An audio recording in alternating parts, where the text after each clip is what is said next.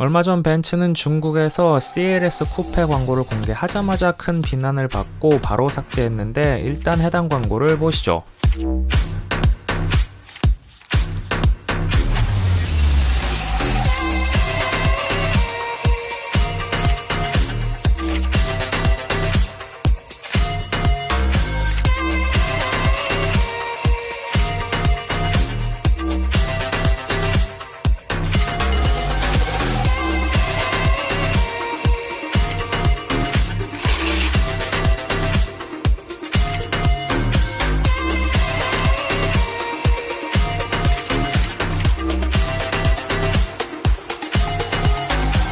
과연 어떤 부분이 중국의 심기를 건드렸을까요?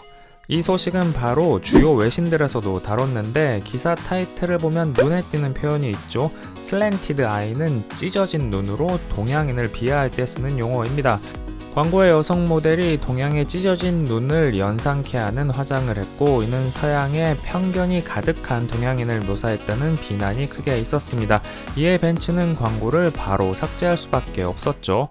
저는 이런 논란이 있을 때 브랜드가 실제 의도한 것인가를 먼저 봅니다. 벤츠의 중국 판매량을 보면 계속해서 가파른 상승세를 기록 중이며 작년에는 77만 대 이상을 팔아 전 세계 판매량 3분의 1 이상을 중국에서 기록했죠.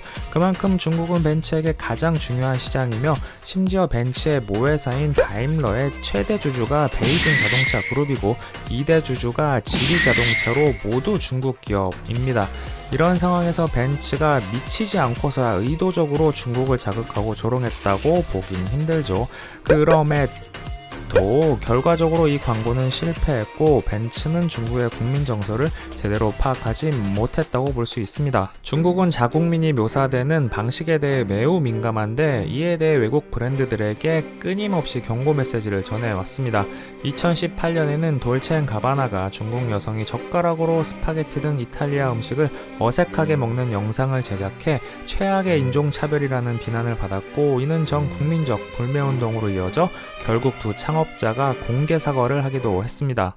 In questi giorni abbiamo ripensato moltissimo con grande dispiacere a tutto quello che ci è successo e quello che abbiamo causato nel vostro paese e ci scusiamo moltissimo. 돌체앤가바나는 2017년 중국 캠페인에서도 베이징을 배경으로 촬영한 사진이 일부러 중국의 낙후된 이미지를 묘사했다는 비난을 받았었습니다.